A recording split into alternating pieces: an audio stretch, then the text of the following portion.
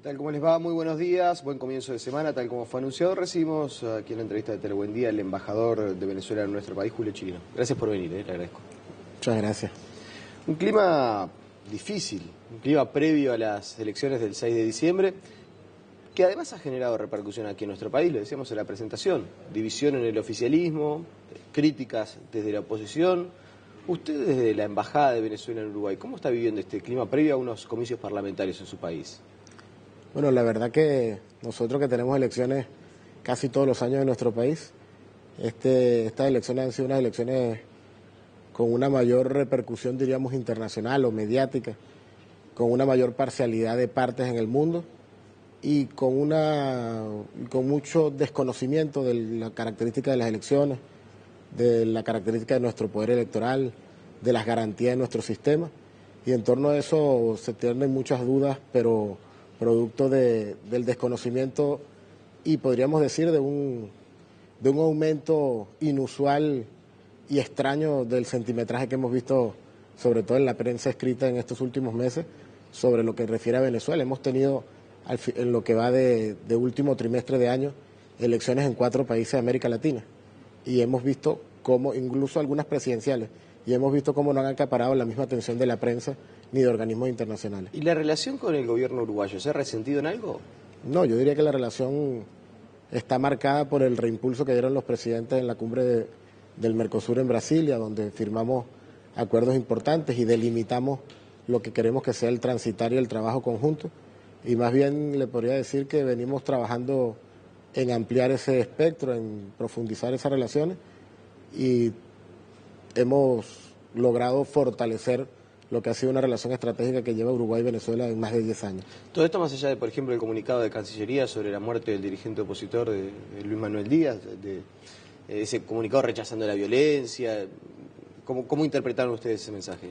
Sí, bueno, es un comunicado que nosotros interpretamos de señalar y preocuparse por situaciones que suceden en nuestro país.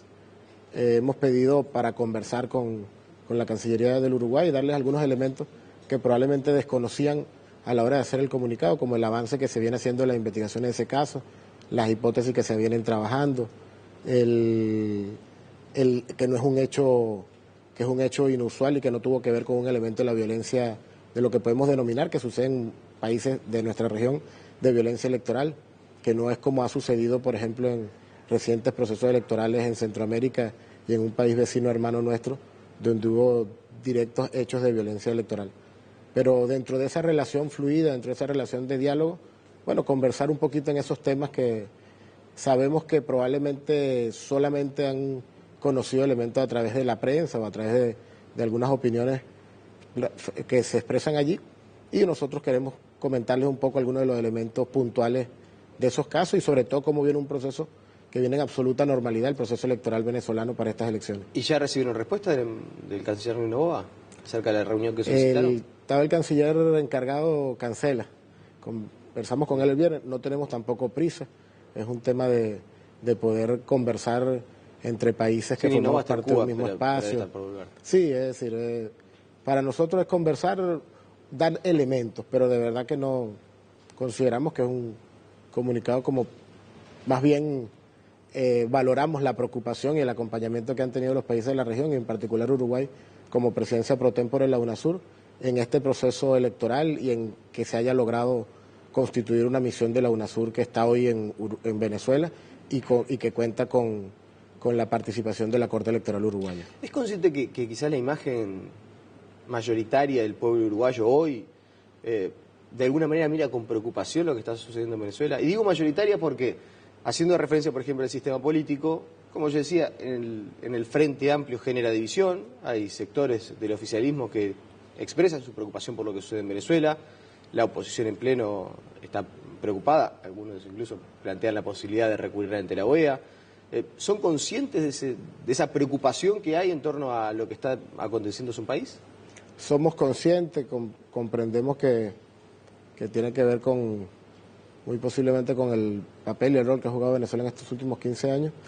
Y también a veces lo que nos preocupa es que en muchos casos, cuando conversamos con distintos sectores, no tanto de quienes acompañan al gobierno en Uruguay como quienes lo adversan, con quien tenemos un diálogo fluido en algunas ocasiones, notamos un amplio desconocimiento cuando hablamos personalmente del sistema electoral venezolano, por ejemplo, de lo que ha sido las modificaciones legales. En Venezuela no se modifica nuestro sistema electoral desde 1997, fue nuestra última ley, y hay quienes hemos visto que afirman en la televisión o en conversaciones cuando tenemos como si se hubiese modificado casi que un traje a la medida para estas elecciones, cuando ni siquiera los circuitos electorales en Venezuela se han cambiado desde el año 2010, que se cambian por procesos poblacionales o por cómo está la conformación de la población en su territorio. Entonces, desde ahí parte mucho desconocimiento. Hemos visto cómo se ha firmado a nivel internacional antes de que se iniciara el proceso de campaña electoral, que no había un equilibrio en la campaña.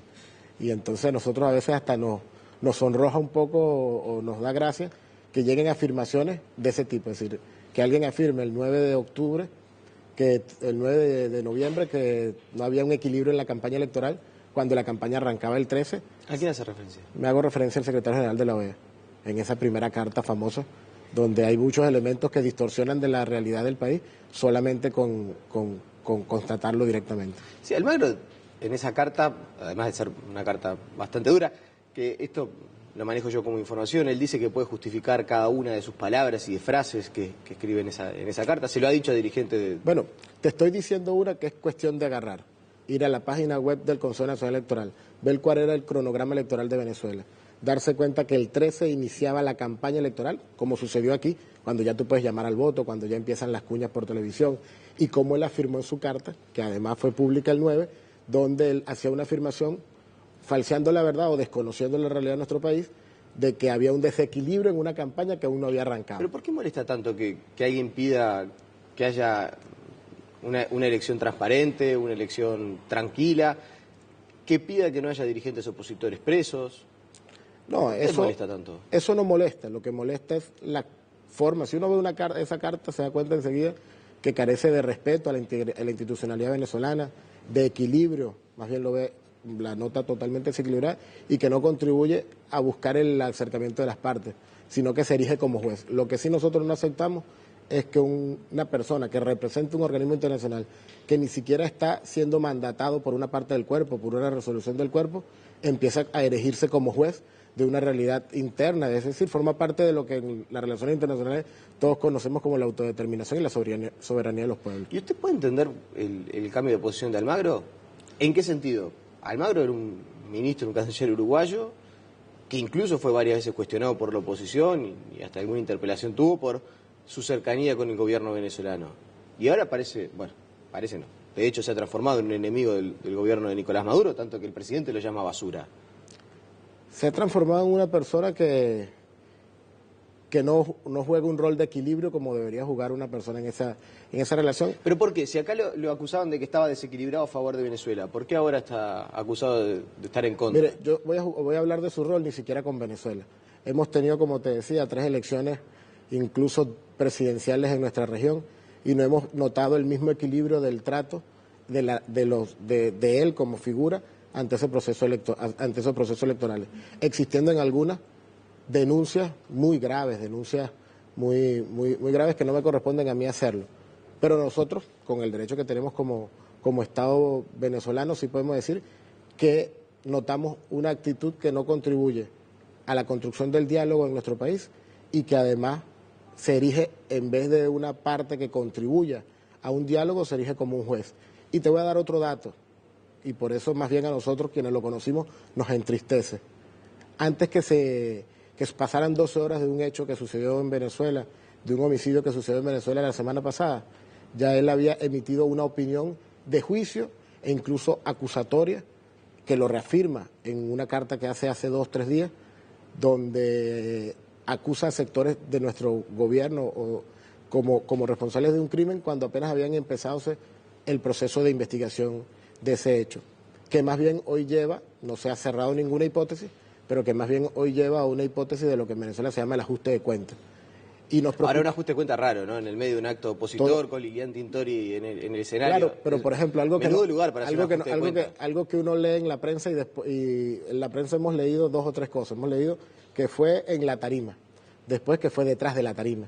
Ya hay evidencias incluso de videos, no soy yo quien pueda adelantar una investigación de ese caso. En el caso de nosotros, el gobierno venezolano sí es totalmente serio y responsable en ese hecho, pero ya hay testimonios audiovisuales que evidencian que fue detrás de la tarima, ya están identificados las personas que cometieron el crimen, están siendo buscadas y solicitadas en nuestro país, y entonces lo que hay es que juzgar inicialmente cuál es la actuación de un gobierno y de un Estado. ¿Qué hizo el gobierno y el Estado? Inicialmente abrió y amplió las investigaciones de ese caso, facilitó y garantizó que se cubriera dicho proceso e incluso ya hoy tenemos adelantado esa investigación con el conocimiento de quiénes fueron quienes lo perpetraron, que además esas personas que lo perpetraron tienen vinculaciones con bandas criminales. Al final, cuando se detenga a las personas y se puedan completar la investigación, es que podremos darnos cuenta si fue un crimen que tuvo alguna vinculación de carácter político, como pasó el año pasado, lamentablemente, con el diputado Robert Serra en nuestro país, que se desconoció después que se detuvieran a todos los implicados, que fue un crimen político, lamentable, pero hasta ahora no podemos adelantar. Podemos decir que es un crimen que a todos nos preocupa, que es un crimen, por supuesto, que no acompañamos y que incluso tiene que ver con elementos que a veces han tomado algunos juicios a priori, que es lo que vemos lamentablemente en el secretario general. ¿Y comparte con Maduro que el Magro se ha transformado en una basura? Yo podría decir con claridad que sus acciones dicen que es lo que se ha podido ir transformando. Nosotros teníamos toda una expectativa de que una figura con esa aceptación, probablemente un secretario general de la OEA llegó con una aceptación como nunca había sucedido en nuestra región, pudiese contribuir a un equilibrio mayor en la región. El gobierno venezolano no apoyaba demasiado la postulación de Almagro en la OEA. El mismo Almagro señaló en cuál fue nuestra contribución en ese proceso. Pero lo más importante es decir que por lo menos a muchos, entre los que me sumo de manera personal, nos ha decepcionado su actitud de equilibrio. Yo no estoy pidiendo un secretario general que apoye y acompañe a un sector de la región o a otro sector de la región, pero sí pedimos una persona sensata, seria, responsable, cosa que no vemos en su actuación. Y había cuenta de la relación que usted, me imagino, habrá forjado con Almagro en estos años. ¿Nunca le dio por levantar el teléfono y llamarlo? Siempre esperé más bien que él lo hiciera, como un mecanismo de poder construir un diálogo con nuestro gobierno. Una vez que no recibe el llamado, que ve que el diálogo... No me corresponde a mí, no soy yo el embajador ante la OEA, es otro funcionario quien le correspondería en la construcción de ese diálogo. Pero veo que en la vía diplomática muchas veces existen los canales habituales y existen los informales también. El contacto informal para intentar entender o eventualmente para recomponer una relación que se ha deteriorado, pero de manera muy vertiginosa. No, bueno, mire, yo puedo decirle que de parte nuestra siempre ha estado la puerta abierta en el diálogo. Me conocen quienes hemos trabajado ya en estos últimos años en Uruguay y sabemos que somos una persona abierta al diálogo y a la búsqueda de la construcción de aproximaciones y acercamientos. Pero no me corresponde a mí en mi rol de embajador ante Uruguay, es decir, un embajador bilateral, avanzar en un espacio multilateral como es la OEA. Es peligroso, a ver, se le voy a formular de distinta manera. ¿Usted puede garantizar que la delegación de parlamentarios del Partido Nacional que viaja en los próximos días a Venezuela a participar con la oposición venezolana de este proceso electoral no va a tener ningún inconveniente? No me corresponde a mí, es un poder público en Venezuela, que es el Consejo Nacional Electoral, quien rige todo lo que tiene que ver con materia electoral en nuestro país. De hecho, él es quien determina cuál puede ser el rol de la actuación. Por lo que conozco por la prensa, las personas que viajan por parte de la oposición de Uruguay han sido invitadas por un sector de la oposición venezolana y ese sector de la oposición venezolana es que le debe dar las garantías de su participación allá. Hay acuerdos que se hacen entre los partidos políticos del Consejo Nacional Electoral para darle cobertura a esas personas que van ya de una manera partidaria y por supuesto que apoyar una de las parcialidades en nuestro país. Así que le corresponde al Consejo Nacional Electoral y en este caso al partido o a la coalición Mesa de la Unidad Democrática ser quien haga esa cobertura y construya con nuestros poderes públicos esas garantías. La última sobre el proceso electoral. ¿Le molestó cuando Astori dijo que la carta de Almagro era magnífica? No, yo creo que tiene que ver con eso, un poco con el desconocimiento de la realidad de nuestro país, con la forma, pero tiene que ver, en el caso nuestro respetamos absolutamente las actitudes o posiciones que pueda tomar algún actor. ¿No plantearon ninguna molestia de la Cancillería, por ejemplo? No, en lo absoluto. ¿Lo toman como un comentario personal de Astori? Lo tomamos como un comentario particular. Desde el desconocimiento. Sí, creemos que afirmar que fue equilibrada cuando es evidente que no lo fue, si contratamos... Una cosa es decir que fue equilibrada, hasta dijo que fue magnífica, ¿no? Bueno, por eso, pero dijo las dos cosas, equilibrada y magnífica. Si asumir esa carta como algo equilibrado, es cuestión de contratarlo con lo que viene siendo el proceso electoral en nuestro país. Sé que pero creemos que forma parte de eso, lamentablemente, a veces de no buscar otra fuente y llevarse por lo primero que uno oye. Le cambio de asunto. Sé que esto en realidad a Venezuela lo toca de manera tangencial, a usted como representante del país, en realidad está involucrada PDVSA, pero no quiero dejar de preguntarle, ¿por qué se decidió utilizar al Bandes como institución para la generación del fideicomiso para el pago de la deuda de ANCAP y dejar de lado a la empresa Exor? Me imagino que habrá leído la prensa del fin de semana. Esta empresa está reclamando a ANCAP una multa que termina acordando en cerca de 3 millones de dólares. ¿Por qué se decide utilizar al Bandes? Mire, no me corresponde a mí hacer ese señalamiento porque fueron PDVSA y ANCAP las que hicieron ese acuerdo. Definitivamente nosotros, ante toda relación de Estado a Estado, privilegiamos que sea en el marco del Estado. Y si tenemos un banco en Uruguay que corresponde a una de las dos partes, que es accionario como el Bandes, por supuesto que se va a privilegiar que sea a través de ese banco en Uruguay o de otro banco que pudiera corresponder al Estado uruguayo. Pero le consta que había un acuerdo entre PDVSA no, me corrijo. ¿Le consta que PDVSA había dado el ok a Exor para la generación de este fideicomiso y que después lo deja de lado? Más bien te puedo afirmar que nunca existió esa autorización ni esa intermediación por parte de PDVSA. PDVSA nunca aceptó a Exor y siempre pensó en el Bandes. Siempre pensó en el Bandes y siempre en una relación directa entre ANCAP y PDVSA. Porque se dice incluso que Sendik viajó 2 veces a Caracas y que ahí eventualmente se habría dado el ok para la intervención de Exor, que después termina quedando de lado. Bueno, eso tiene que ver con la relación directa entre las empresas. Lo que sí te puedo decir es que nosotros, cuando una relación de Estado a Estado, buscamos que sea de manera directa. Pero no soy yo quien me pueda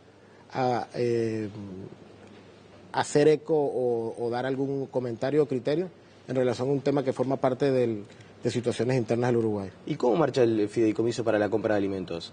Yo diría que muy bien, empezando a hacer los pagos, llegó ya la primera capitalización del fideicomiso, va a ser una capitalización mensual, debe estar el próximo mes, llegó la de noviembre, debe estar por llegar ¿Cuánto la de diciembre. se ha enviado desde Venezuela al momento? Se abrió con 50 millones de dólares y ya se han dado autorización para embarque a la leche en polvo, a la parte láctea, es decir, a los quesos también.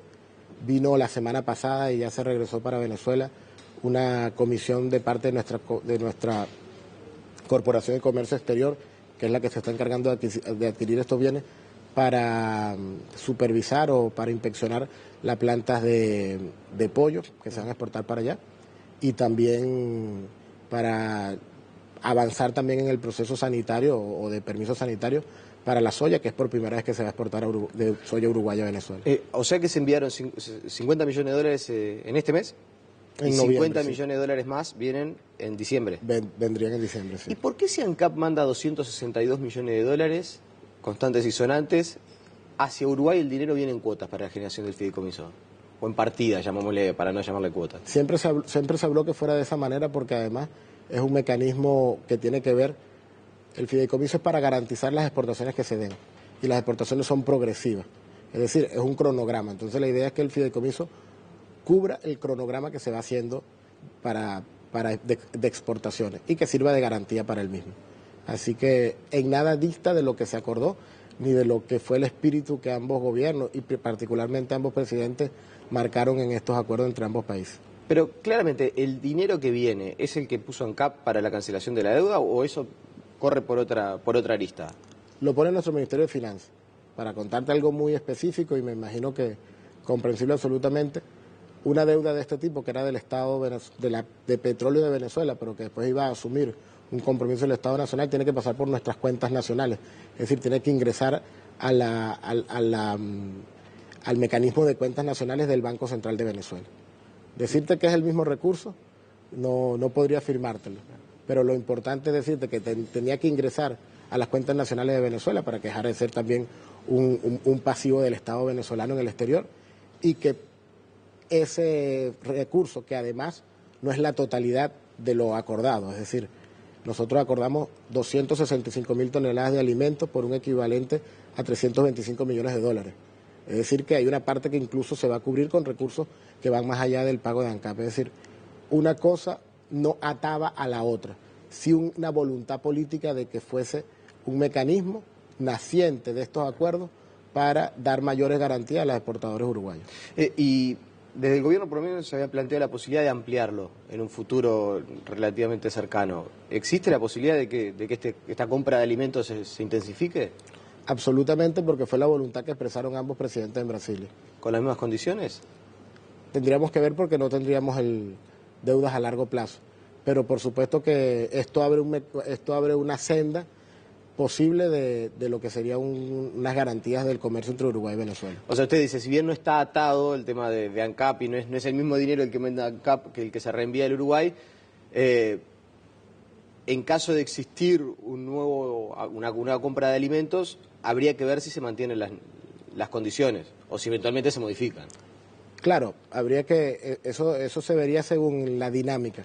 Lo que sí es que ya es un mecanismo constituido, un mecanismo que existe y que puede servir para el futuro de garantía de operaciones comerciales, como también nosotros estamos muy expectantes de lo que pueda discutir Uruguay en relación al mecanismo de pagos en monedas locales, como es el sucre, que también daría una garantía y daría una agilidad al comercio de productos de repente pequeños, al abrir oportunidades de mercado en nuestro país, porque estamos hablando de un sistema que facilitaría el comercio.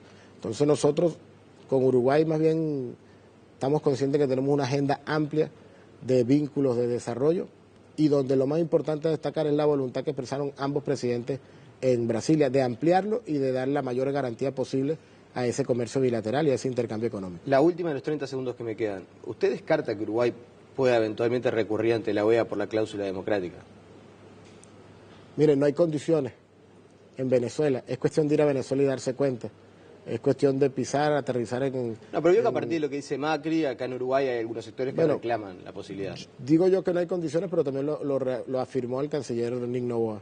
Y es cuestión de conocer a Venezuela, de darse cuenta, y posiblemente lo vamos a tener. Es decir, ¿qué ha pasado en este proceso electoral?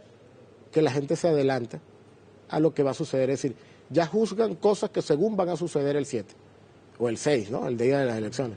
Estamos a 8 días, yo diría que hagamos lo que estamos haciendo todos los venezolanos, esperando con paciencia nuestro proceso electoral, confiando en nuestro árbitro electoral, confiando en los resultados y dándonos cuenta que cada elección o cada proceso electoral se ciernen dudas producto de campañas que se generan a nivel internacional sobre los procesos electorales en Venezuela. Y al día siguiente ocurre lo que debe ocurrir, reina y gana la democracia. Así que estamos convencidos que eso va a pasar el 7 y que va a reinar algo que nos ha costado mantener en estos 3 años, que es la paz. Hemos tenido factores internos, de oposición interna en Venezuela, que han buscado caminos insurreccionales. Y eso tiene que tenerlo claro el mundo, que lamentablemente hemos tenido actores que han querido ir más allá de la democracia y promulgar la salida de un gobierno que apenas está por cumplir 3 años. Embajador Julio Chirino, le agradecemos su presencia esta mañana aquí en Telebuen Día. Muchas gracias. La pausa y enseguida seguimos con muchas más noticias.